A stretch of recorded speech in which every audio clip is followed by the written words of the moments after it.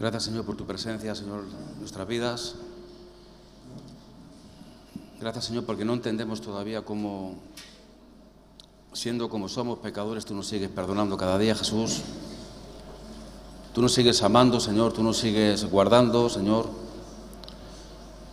Tú nos sigues dando de tu gracia, Señor, de tu poder, de tu unción, Señor. Y sobre todo, Señor, nos llenas de tu perdón diario con cada uno de nosotros, Jesús.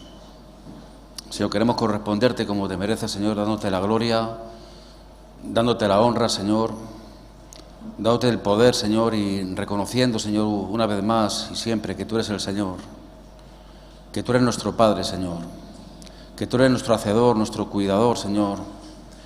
Reconocemos un día más que sin ti nada somos, Señor, que separado de ti no podemos hacer absolutamente nada, Jesús, que necesitamos cada día, Señor, de tu presencia, para caminar, para despertarnos, para respirar, para cualquier cosa, Señor. No queremos hacer nada, Señor, sin que tú nos digas algo, Señor. Te damos la gloria y la honra y toda la alabanza que tú te mereces, Padre, en el nombre de Jesús. Amén. Y amén. Muy bien. Me gustaría compartir con ustedes en Ezequiel, capítulo 37, versículos del 1 al 2. Ezequiel 37, 1 al 2, dice así: La mano de Jehová vino sobre mí, y me llevó en el espíritu de Jehová, y me puso en medio de un valle que estaba lleno de huesos, y me hizo pasar cerca de ellos por todo en derredor, y he aquí que eran muchísimos sobre la faz del campo, y por cierto, secos en gran manera. Amén. Yo te voy a compartir un poco lo que hay en mi corazón, porque yo creo que la palabra tiene que ser lo que hay en el corazón, amén. No viene de más prepararse el versículo, prepararse la palabra y todas estas cosas, pero sobre todo hay que predicar siempre de lo que salga del corazón, amén. Y yo te quiero predicar o compartir sobre una inquietud que tengo, no de ahora, sino de mucho tiempo quizás atrás. Y tengo un grave temor, podríamos decir, de ver un poco la situación actual que hoy en día hay en la Iglesia. Y no me refiero a esta Iglesia, evidentemente, me refiero a la Iglesia en general, donde tenemos que tener mucho cuidado y ser muy cuidadosos de todo lo que vemos, de todo lo que oímos, de todo lo que nos cuenten e incluso de todo lo que hagamos nosotros. Si hiciésemos una pregunta a los niños en la escuela dominical y a más de uno de los que estamos aquí y le preguntan a uno ¿quién es el mayor enemigo de Jesús?, la gran mayoría comete el error de decir el diablo. Y déjenme recordarle que hace muchos años que el diablo fue vencido en la cruz. Amén. Jesús ya ha vencido al diablo en la cruz del Calvario. El mayor enemigo que tenemos nosotros somos nosotros mismos. El propio Pablo a sus discípulos, al propio Timoteo, si no me equivoco, le llegó a decir: mira, no tengas en cuenta tu juventud, te insto que prediques a tiempo, fuera de tiempo, haz esto, haz lo otro, haz todo lo que te venga, pero sobre todo, ten cuidado de ti mismo. Y yo te comparto esto porque yo te quiero decir lo que hay dentro de este ser ahora mismo, y es la gran preocupación a la situación actual que podemos estar viviendo hoy en día. Fíjense ustedes que está el Señor y le dice a Ezequiel: ven que te voy a dar una vuelta, ven que te voy a llevar de paseo y te voy a mostrar un lugar. Y ese lugar que le muestra es un valle donde le dice: mira, Ezequiel, ¿ves todo esto? Mira cuántos huesos. Pero no son huesos normales y corrientes, sino huesos secos en gran manera. Algo seco es algo que no tiene productividad. Algo seco es algo que no tiene nada.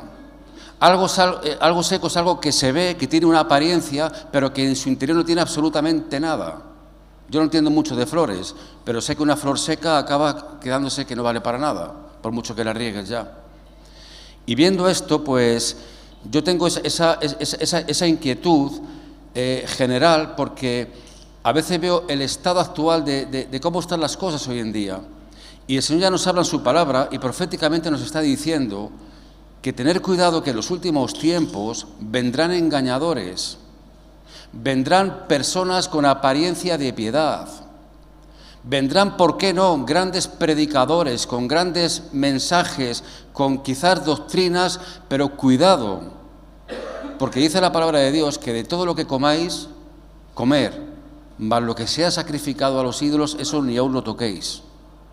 Y te comparto esto porque vivimos una situación en la que yo, por lo menos desde la perspectiva que yo lo veo, hay un gran número de personas que se piensan que porque se lea o se diga algo que venga de Dios, ya todo tiene que ser amén. Y a mí hay una cosa que me preocupa bastante, y es como en estos tiempos que vivimos, pues, ¿quién no tiene teléfono y quién no tiene WhatsApp, verdad? Y lo peor de todo, ya no es que tengas un teléfono y tengas WhatsApp, sino que te metes en un montón, o nos meten en un montón de grupos de WhatsApp, que a veces estás todo el día que pareces que en vez de dormir parece que estás de fiesta. Ponlo en silencio, claro, yo lo pongo en silencio, pero cuando vengo por la mañana y veo 75, me asusto tanto que me altero. Yo lo dejo que pite, no me importa. Pero a veces me sorprende cuando realmente corren como regueros mensajes por la red donde se ven cosas, para mi punto de vista, demasiado quizás extrañas, donde tenemos que orar al Señor para que nos dé discernimiento, a ver si eso es de Dios o no es de Dios, porque no todo lo que dice Señor, Señor, entra en el reino de los cielos. No todo lo que sea la palabra de Dios tiene que ser bueno, hay mucho engañador. Y a mí no me preocupa cuando llega un mensaje extraño o un mensaje raro, cada cual que juzgue el mensaje, ¿verdad? Y me preocupa luego cuando detrás ves personas que dicen amén, amén, amén. Y yo digo, yo antes de decir amén a nada de lo que ocurra en mi vida, tengo que tener discernimiento y pedir al Señor si lo que voy a decir en un amén es amén o es un no amén. Porque hemos de ser muy cuidadosos, hermanos.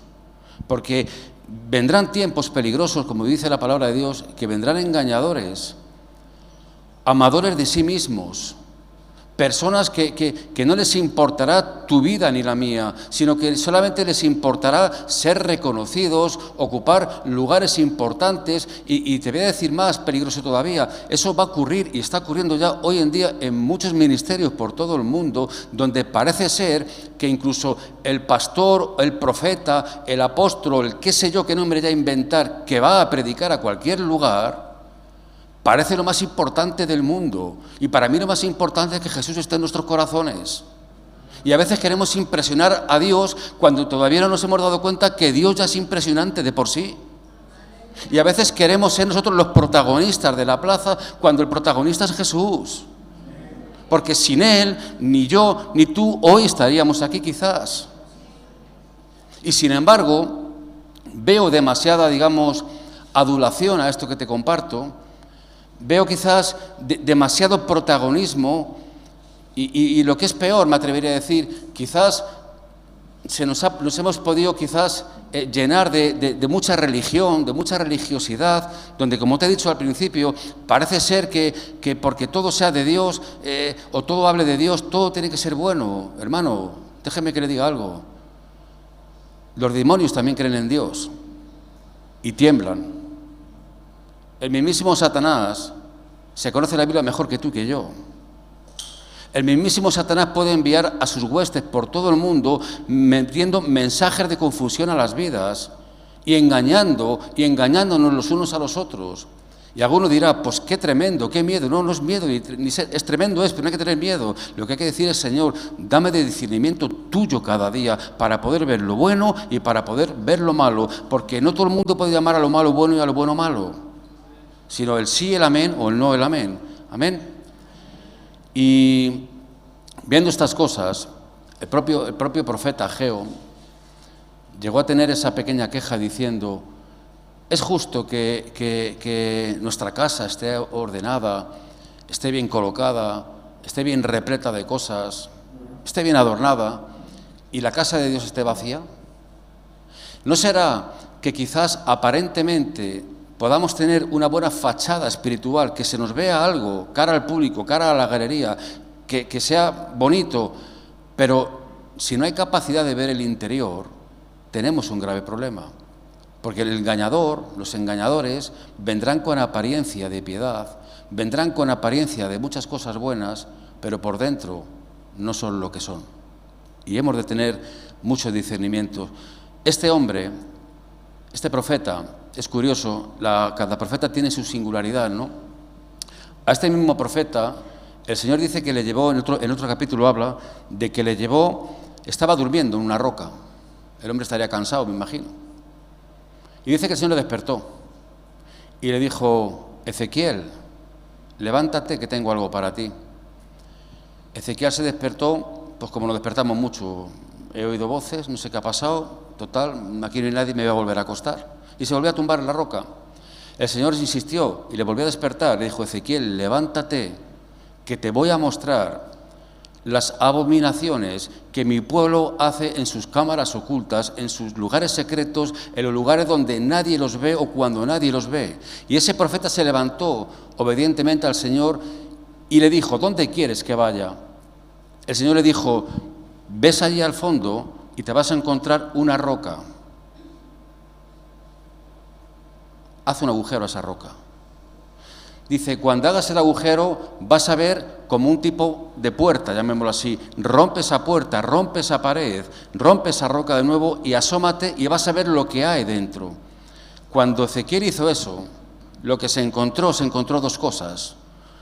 Dice: todos los varones de Dios, hombres de Dios, aquellos que durante el día adoraban al Señor, aquellos que durante el día instaban a la gente a que sirviesen al Señor, esa noche estaban de espaldas a Dios, adorando al sol y no adorando al Señor.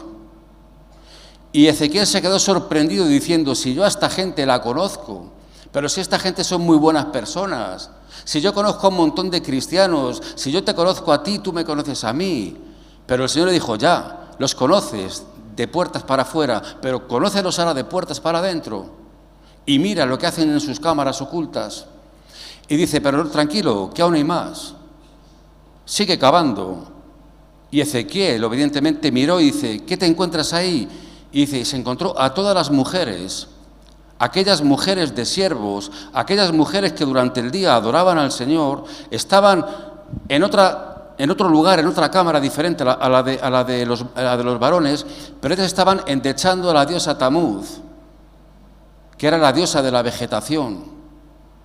Aquella que su predicación, para que nos entendamos, era que todo proviene de la fertilidad de las plantas y qué sé yo, de cosas extrañas.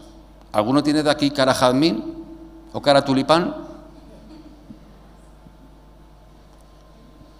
El Señor le lleva de nuevo a un lugar que es el Valle de los Huesos Secos.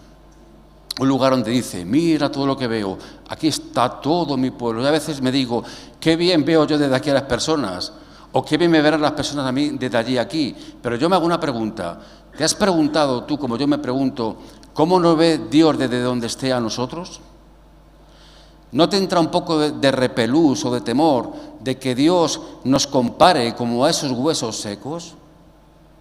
¿No será que dirá: tenemos una denominación o una iglesia que realmente hay no sé cuántos millones de cristianos por el mundo, pero ¿no será más importante quizás que haya menos con calidad que tantos que no tengan esa calidad? ¿Qué preferimos, personas llenas del Espíritu Santo o huesos secos que ni dan ni dejan que den, ni hacen ni deshacen, etcétera, etcétera? Amén. ¿Sabes algo, hermanos? Desgraciadamente vivimos de modas. Ahora está la moda del, ¿cómo es? Coronavirus, ¿no? Coronavirus. Está bien, yo respeto todo, una enfermedad como tantas, pero es curioso cómo la necesidad agudiza el ingenio y cómo las máquinas, somos máquinas de fabricar y de hacer dinero, es decir, a cualquier oportunidad voy a ver cómo saco punta al lápiz, ¿verdad? Ya no hay mascarillas para vender. Ya están fabricando inventos, no lo sé, porque ya no hay mascarillas por ningún lado. Ya hay gente que se ha hecho hasta quizás millonaria a base de vender mascarillas, porque nos han dicho que hay una enfermedad, que la hay, no lo dudo, que realmente está matando gente, lo estamos viendo, que hay que tener una prevención, lo estamos viendo, y vemos como las personas rápidamente acuden al lugar, acuden a la farmacia a comprarse la mascarilla para por si acaso. Hermanos, ¿y qué hay del coronavirus espiritual, que también hay? ¿Acaso no hay contaminaciones diabólicas por todo el mundo, todos los días, ayer, hoy y siempre? ¿Acaso el diablo no está como león rugiente buscando devorarte en cualquier momento a ti y a mí? ¿Acaso va a ponerle un nombre a su enfermedad? Hermanos, pongámonos mascarillas espirituales, porque te voy a decir que, como bien dicen algunos eruditos de la palabra de Dios, viven y vivimos tiempos peligrosos. Estamos en tiempos muy complicados. Estamos en tiempos donde vamos a poder ser engañados.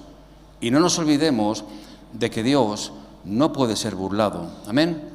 Y pensemos más en lo que recibimos que en lo que vemos. Porque a veces lo que vemos es realmente lo más importante. Y lo importante es lo que nace del corazón de cada cual. Amén.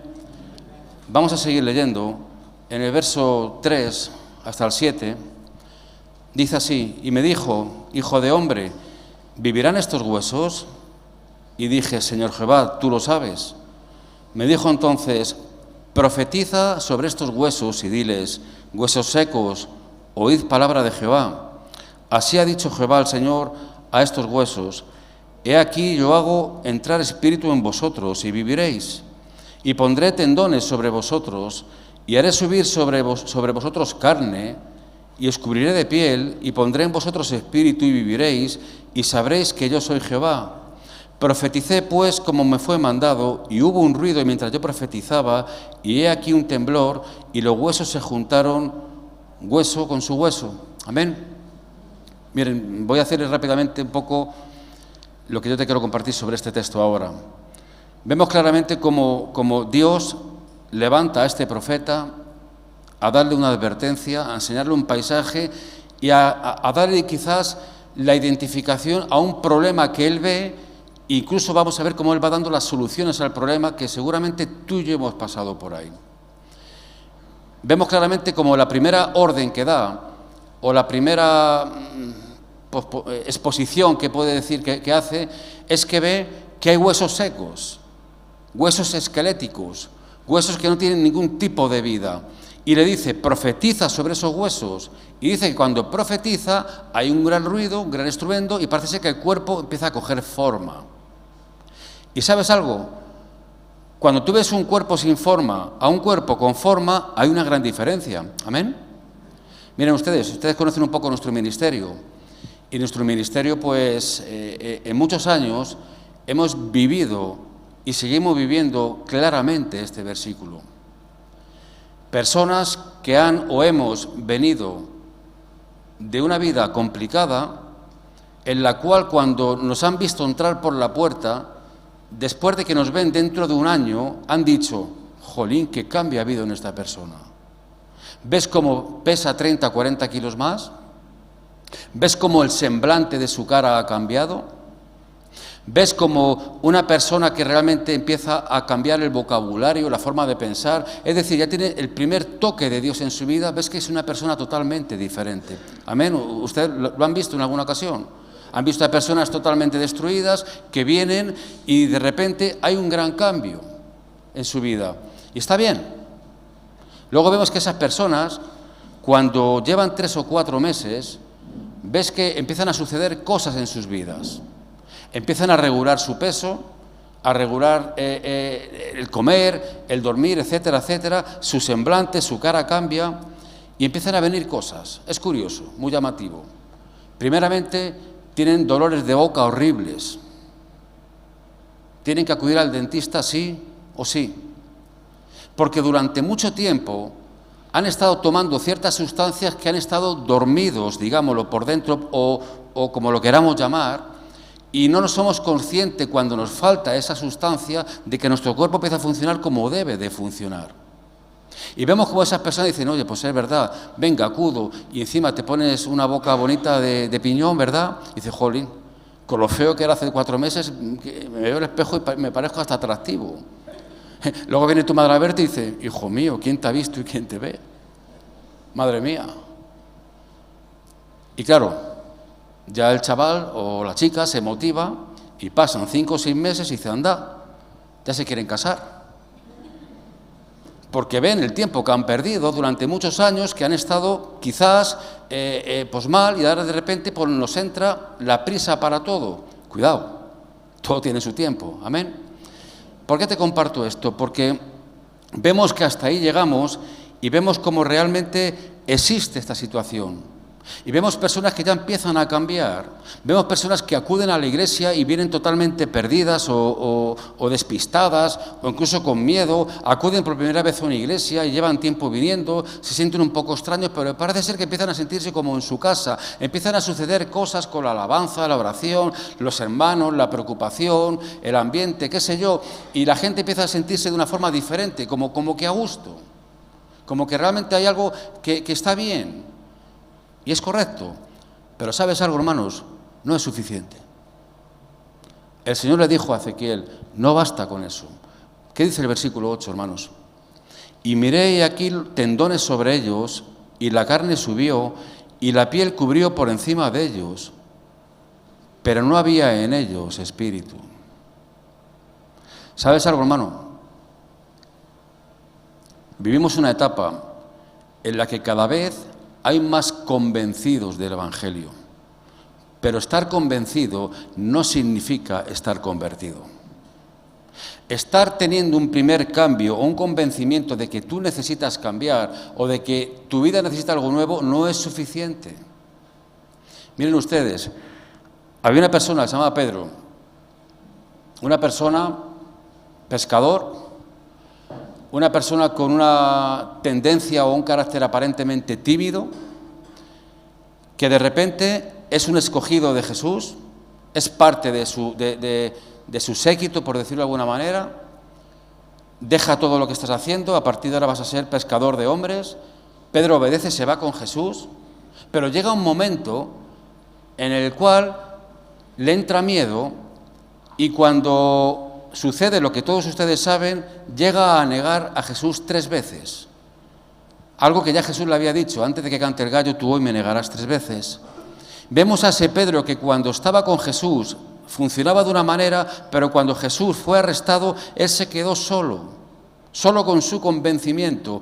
Y cuando dijeron a alguno, tú ibas con el maestro, en 3 ocasiones llegó a negar a Jesús. Pero vemos que luego más adelante, cuando ya pasa todo lo que tiene que pasar, que todos sabemos, dice que Jesús les inviste con poder de lo alto, lo que llamamos el bautismo en el Espíritu Santo. Amén. Pedro estaba en ese lugar. Y vemos como Pedro, posteriormente, en una de sus salidas de aquel lugar, cuando ya Jesús no estaba, pero sí habían sido llenos del Espíritu Santo, vemos a ese hombre de carácter tímido, vemos a ese hombre que días atrás había negado a Jesús, cómo está él con otra persona, creo que era Juan, no estoy seguro, y va a un lugar que llamaban el Templo de la Hermosa, si no me equivoco, y había ahí una persona que estaba pues con una deficiencia, y le dijo esta persona, darme comida o darme limosna, darme algo, y le dijeron, mira, no tenemos oro ni plata, pero lo que tenemos te damos. En el nombre de Jesús, levántate y anda. Esa persona se levantó y anduvo. Pedro luego posteriormente fue a ser juzgado por lo que había hecho.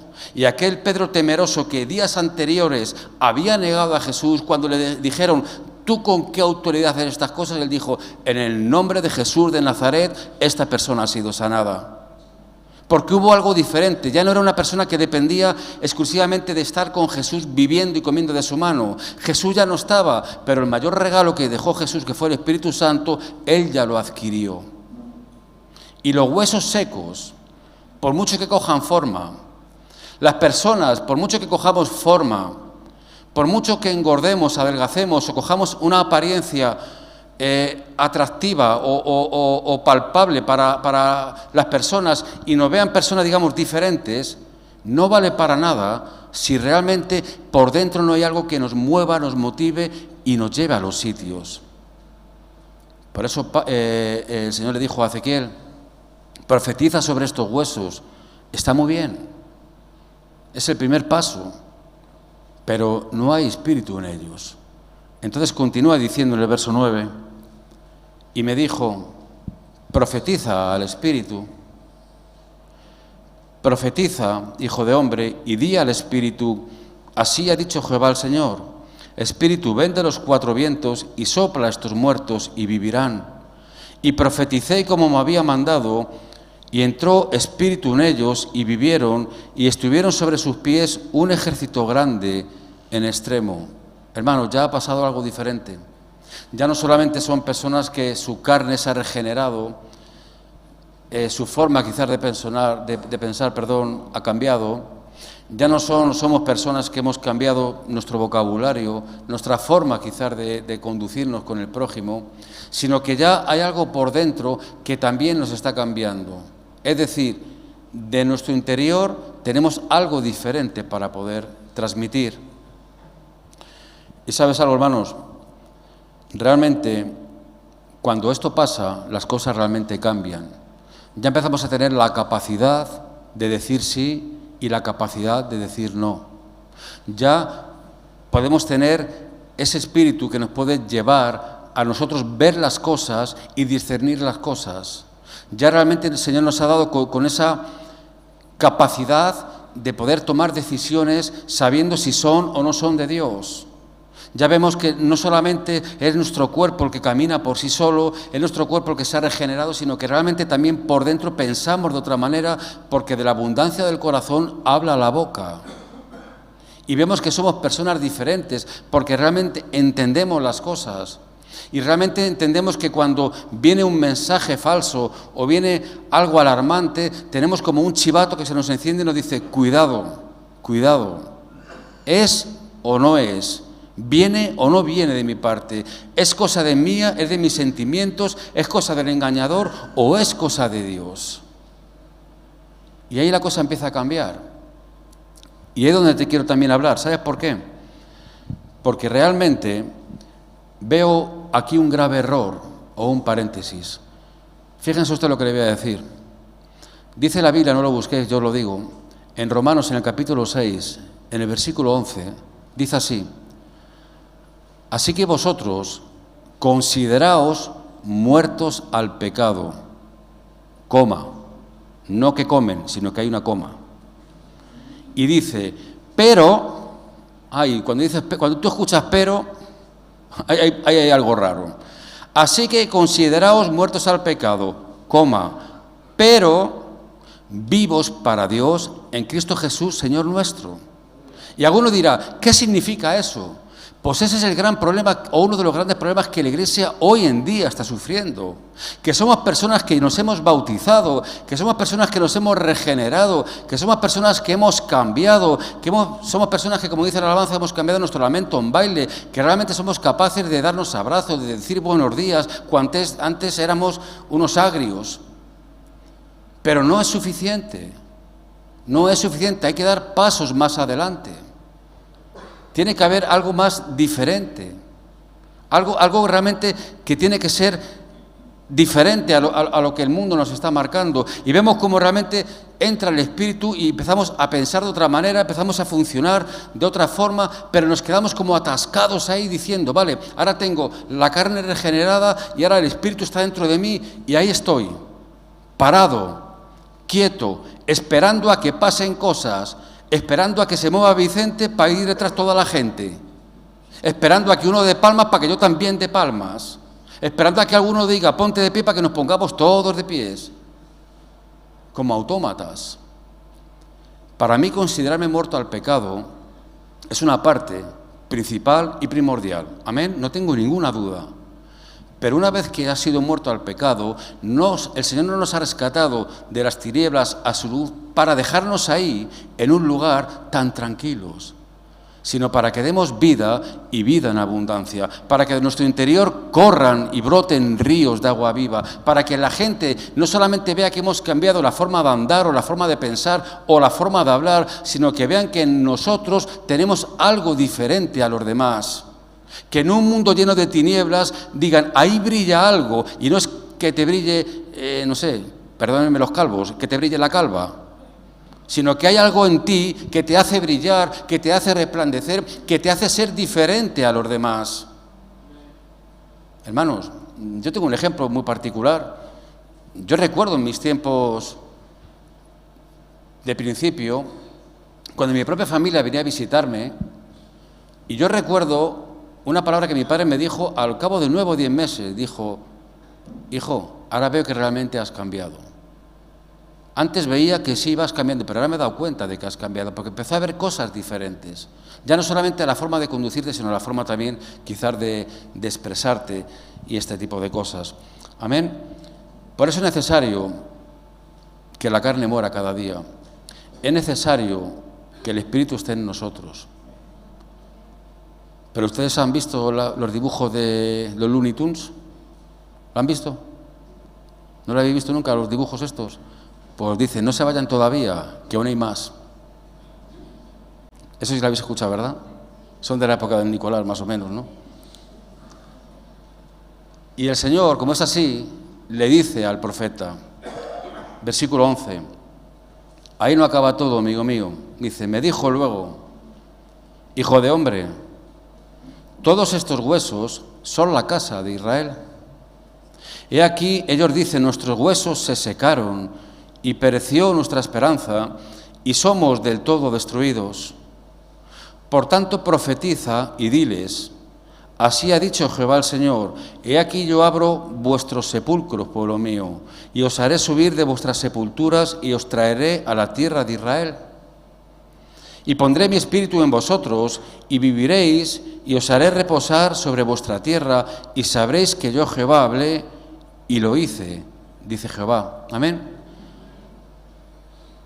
Rebobinamos un poquito. El Señor le lleva a un valle de huesos secos donde dice: mira el paisaje, mira, ¿ves lo que yo veo desde arriba donde esté? Mira lo que yo veo. Profetiza a esos huesos. Diles que no me gusta su forma de verse. Quiero ver un cuerpo bien hecho. Y profetiza sobre los huesos. Hay un gran estruendo, un gran temblor, y los huesos ocupan su lugar. La piel se va juntando, los tendones se van juntando, y un cuerpo imperfecto se empieza a hacer un cuerpo perfecto. Amén. Luego dice: no es suficiente. Profetiza al Espíritu. Porque de nada vale que tengan un buen cuerpo si luego realmente no hay nada que les motive o un motor que les lleve a hacer las cosas. Y yo, Jesús, he estado con mis discípulos un tiempo, pero yo me voy a prepararle el lugar en el cielo a todos mis hijos, pero son ellos los que tienen que vivir en la tierra. Dios nos ha dejado al Espíritu Santo para que tú puedas conducirte y vivir en la tierra, hermanos. Jesús no está ahora mismo de una forma palpable o visible aquí para decirte qué es lo bueno, qué es lo malo. Te ha dado armas poderosas, es decir, a su Espíritu Santo, para que te diga lo bueno y lo malo. Te ha dado la capacidad de discernir entre el bien y el mal. Entonces dice: pero no es suficiente. No quiero que os quedéis ahí atascados. No quiero que os quedéis ahí estancados. No quiero que os quedéis en que ya tenéis la carne regenerada, ya tenéis al Espíritu y ahora montar una buena iglesia, montar un buen lugar y quedaros ahí, a verlas venir. Nos dice: id por todo el mundo y predicad el Evangelio a toda criatura. Niégate a ti mismo cada día y da tu vida por amor al prójimo cada día. No te conformes con lo que tienes, sino extiéndete más y más, como Pablo decía, hacia adelante, hacia el premio, hacia el supremo llamamiento, etcétera, etcétera. Y fíjate lo que les dice. Para mí es una palabra que, de hecho, te la estoy queriendo compartir y a mí personalmente pues, se me pone la piel de gallina en este mismo instante. Y es que dice: yo abro vuestros sepulcros. Claro, alguno lo oye y diré: ¿un sepulcro no es ese lugar donde entierran a los muertos? Sí, ¿verdad? ¿Es así? Qué curioso. ¿Jesús no llamó sepulcros blanqueados a un sector de la humanidad?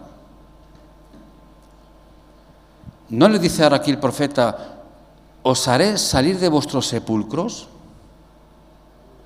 ¿Os haré subir de vuestros sepulcros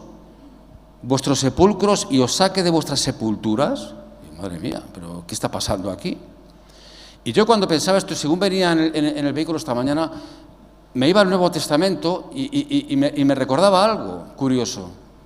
Y es que Jesús ya avisó a sus discípulos que era necesario padecer lo que iba a padecer, que era necesario que le arrestasen, que era necesario que le crucificasen, que era necesario incluso que le maltratasen, que era necesario sufrir, que incluso se iba a ver solo en aquel huerto, en el Getsemaní, que él no iba a mover un dedo por salir adelante, porque era justo y necesario a lo que había venido en la tierra.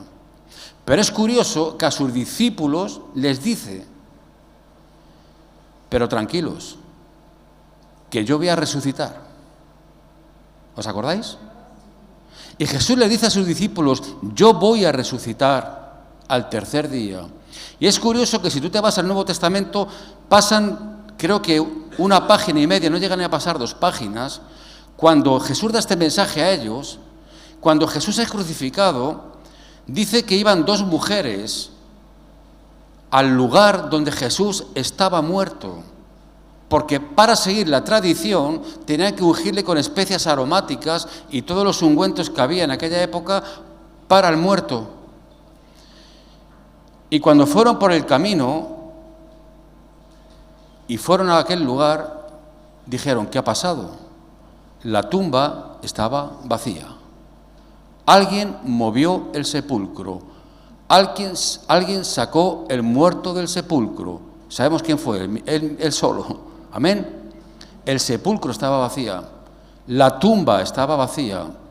Jesús lo que dice, Él ya lo ha cumplido antes. Dios lo que nos dice que hagamos, Él ya lo ha hecho antes. Si nos dice: pueblo mío, salid de vuestras sepulturas, salid de vuestro sepulcro, porque yo ya lo he hecho antes. Es necesario que salgamos de nuestra rutina, es necesario que salgamos de nuestro lugar, es necesario que salgamos de nuestra comodidad, es necesario que salgamos de nuestra línea de confort, donde realmente desde la barrera se ven las cosas diferentes.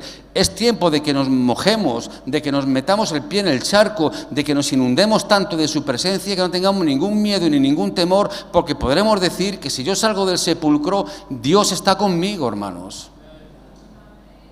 Y por el camino, ¿saben lo más curioso? Estas mujeres fueron como aterrorizadas, como diciendo: ¿pero qué ha pasado? Pero si yo vengo aquí con, no sé, con las especias aromáticas para ungir al maestro y no está, ¿dónde se ha metido este hombre? Y se paran los ángeles y le dicen: ¿por qué buscáis entre los muertos al que está vivo? Si ya ha resucitado. Y es curioso que, para que veas un poco la mentalidad del ser humano, aún convertido, quizás más que tú y que yo, porque yo soy de los que digo que aquellos 12 escogidos, aquellos 12 discípulos que comían de la mano de Jesús, seguro que tenían más unción que tú y que yo. Seguro que eran más más espirituales que tú y que yo. Pero es curioso, cuando estas mujeres van y se dirigen a los discípulos y dicen: chicos, venid, mirad, que hemos ido a ungir al maestro y no está. Que no está, que la tumba está vacía, que alguien ha movido la piedra, que el sepulcro está limpio y vacío. ¿Qué hicieron los discípulos? ¿Se pusieron a cantar, a danzar? No, no es cierto. Se fueron todos a ver si era verdad. Amigo mío, es curioso. Todos, absolutamente todos, se fueron a aquel lugar a ver realmente el milagro. Anda, pues es verdad. Y dice un texto que a mí me llama mucho la atención, que dice: y ellos entonces se acordaron de lo que Jesús les dijo el otro día. Fíjate, qué poca memoria tenemos los seres humanos, ¿eh? Se habían olvidado. Qué poca memoria tenían, que el propio Jesús les dio un mensaje a ellos y a los 3 días se les había olvidado. Qué pena que quizás hoy damos un mensaje y el domingo que viene te preguntaran: ¿qué predicó el hermano? Y dice: pues no sé, se me ha olvidado. No pasa nada, es normal. Es así, no me preocupa, es lógico, ¿no? Pero lo que yo quiero oír es que Dios le dio un mensaje a este profeta: tienen que salir del sepulcro. Y yo podía darte muchos argumentos propios, habidos y por haber, pero cada cual que coja su parte. Piensa en esta mañana algo. ¿Cuál es tu sepulcro? ¿Cuál es tu lugar de miedo? ¿Cuál es tu lugar de temor?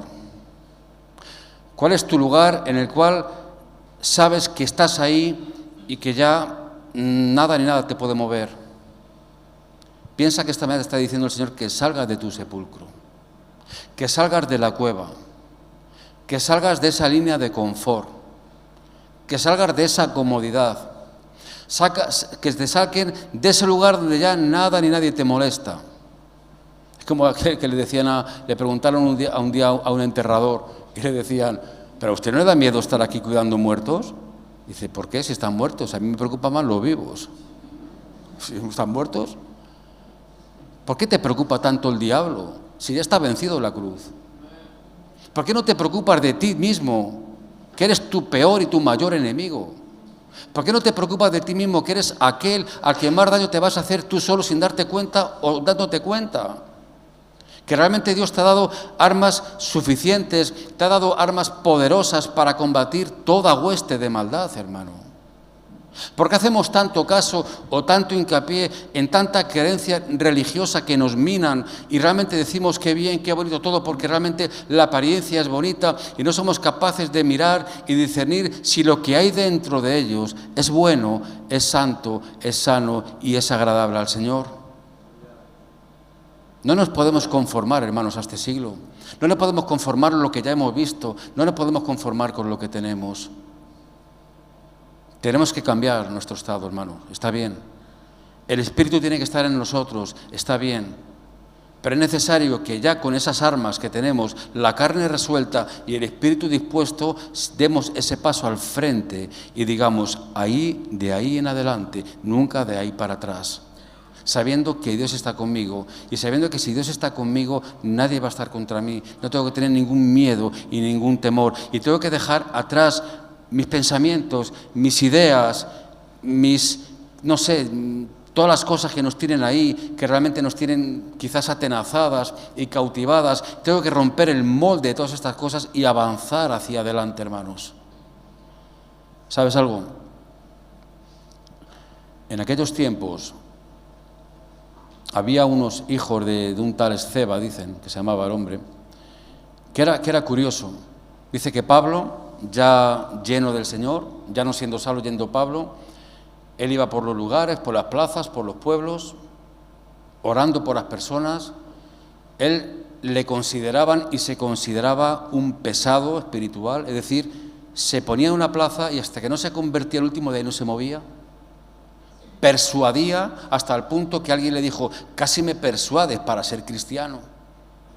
Y dice que Jesús oraba por la gente, veía un endemoniado, oraba por él y veía cómo la gente se empezaba a golpear porque lo que Pablo decía, hacía y pasaban cosas y realmente la gente veía algo diferente.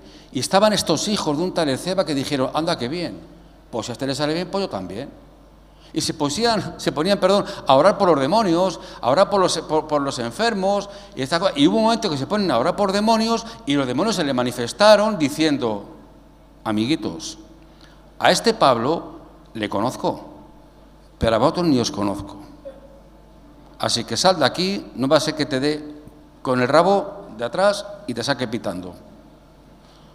Es curioso, hermanos, ver cómo la profesionalidad evangélica que existe hoy en día, donde llamamos Señor, Señor a todo, donde realmente decimos amén a todo, donde hacemos un montón de cosas y vemos como grandes multitudes dicen amén a todo, no son conscientes de cuando decimos amén, que decimos así es o así sea.